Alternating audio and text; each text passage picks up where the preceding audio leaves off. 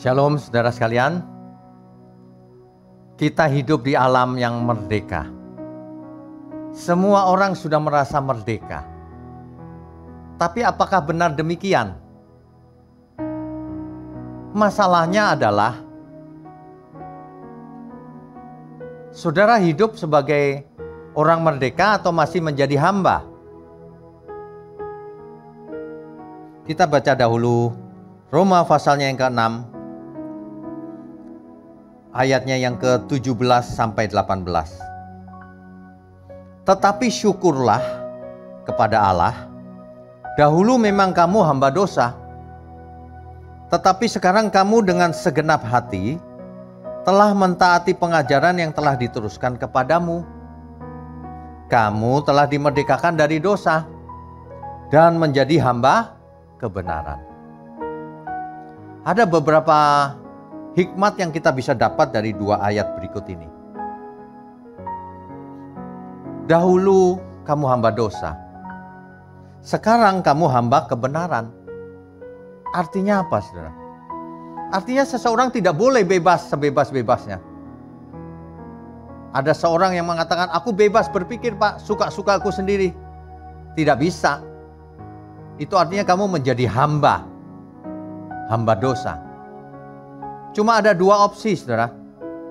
Seseorang itu menjadi hamba dosa atau hamba kebenaran, hamba Tuhan. Sebab kalau tidak menjadi hamba Tuhan, ya hamba dosa. Hanya salah satu saja kemungkinannya. Kalau saudara baca kitab suci atau Alkitab, jangan begini. Dahulu memang kamu hamba dosa, oh dulu aku hamba dosa.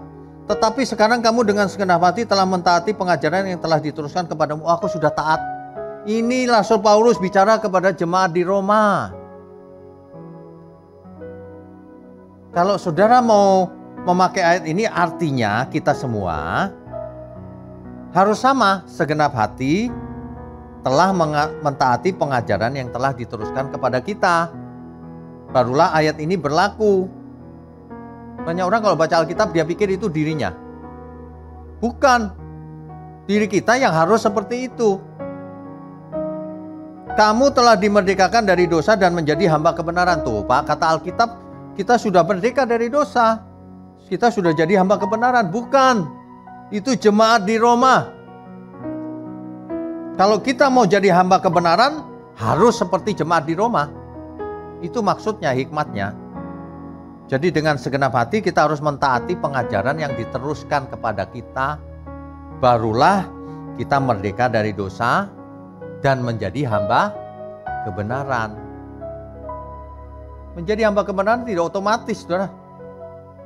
Kita harus taat dengan segenap hati, segenap hidup. Mentaati pengajaran yang dari Tuhan Yesus. Sebab yang memerdekakan kita adalah firman Tuhan, bukan yang lain. Saudara percuma merdeka kalau cuma merdeka fisiknya, tapi batiniahnya masih menjadi hamba atau budak dosa. Mari kita merenungkan hal ini.